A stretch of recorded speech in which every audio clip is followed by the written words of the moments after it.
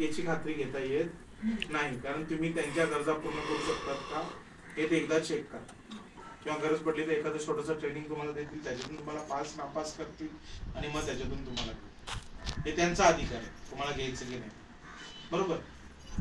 पण एक नोकरीची काय संधी तुम्हाला, एक दुसरी संधी काय मिळेल, जे मॉन्टेसरीच्या स्कूल्स आहेत छोट्या मोठ्या असतात ना बालवाडीच्या मुलांसाठी, शिशु वर्ग 1, 2, 3, नंतर मग पहिलीला मुलं जाण्यापूर्वी ज्या काही शाळा असतात, अशा सगळ्या शाळांमध्ये तुम्हाला नोकरीची संधी आहे, बरोबर. किती पगार असतो तिथे,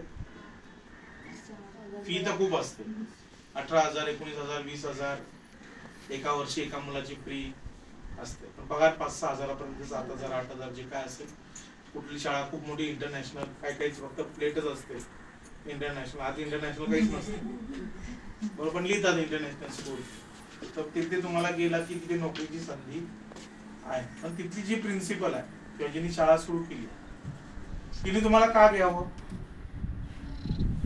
त्या इंटरव्ह्यू घेतील ना तुम्हाला, म्हणजे का तुम्हाला घेणार, त्या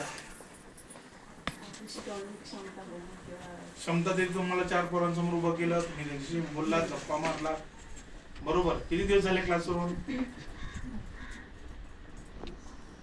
आपला क्लासवरून किती दिवस झाले, 16. क्लासचं काय टायमिंग आहे,